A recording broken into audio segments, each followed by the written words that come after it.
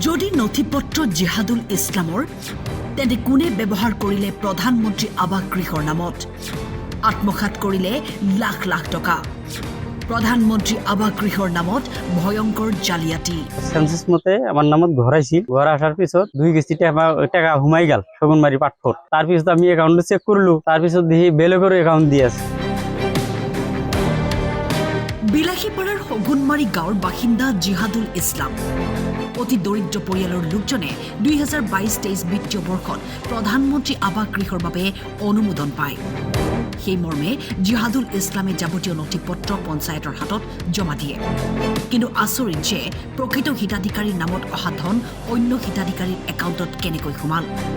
তাতোকৈ আচৰিত হ'বলগীয়া অভিযোগ হৈছে অন্য হিতাধিকাৰীয়ে বেংক একাউণ্ট সংযোগ কৰি দুটা কিস্তিৰ টকা আত্মঘাত কৰি এটা কিস্তি হেজাছে প্ৰকৃত হিতাধিকাৰীক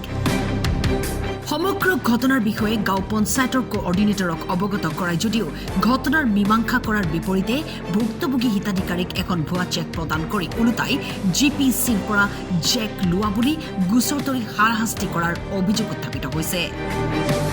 সেন্সাস মতে আমার নামত ঘর আইছিল ঘর আসার পিছত 2 কিস্তি টাকা হুমাই গেল শগুনবাড়ি পাটফোর হুমাই গেল তার পিছত আমি অ্যাকাউন্ট চেক করলু তার পিছত দেখি বেলে করে অ্যাকাউন্ট দিয়ে আছে তখন আমি সাধারণ মানুষ মূর্খ মানুষ না জানো ইমান পড়াশোনাতে আমার অভিজ্ঞতা নাই তার পিছত তখন না যে ঘুমার পিছত আহি মানে মামার বাজার ধরি টানি ফেলি ধরি আমাকে এক ফড়ক মালি যে সেকেন্ড কিস্তিটো দিব মানে লাস্ট কিস্তিটো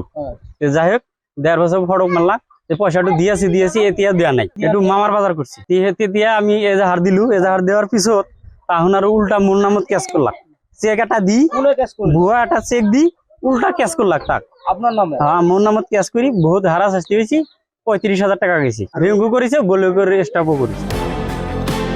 প্ৰশ্ন হৈছে দুখীয়াৰ নামত যি গৃহ চৰকাৰে প্ৰদান কৰে সেই গৃহৰ নামত অহা ধন কি সাহসত একাংশই জালিয়াতি কৰি আত্মঘাত কৰে ভুক্তভোগীয়ে অসমৰ মুখ্যমন্ত্ৰী ডক্টৰ হিমন্ত বিশ্ব শৰ্মাৰ হস্তক্ষেপৰ লগতে শগুনমাৰী গাঁও পঞ্চায়তৰ ওপৰত এক উচ্চ পৰ্যায়ৰ তদন্তৰ দাবী জনায়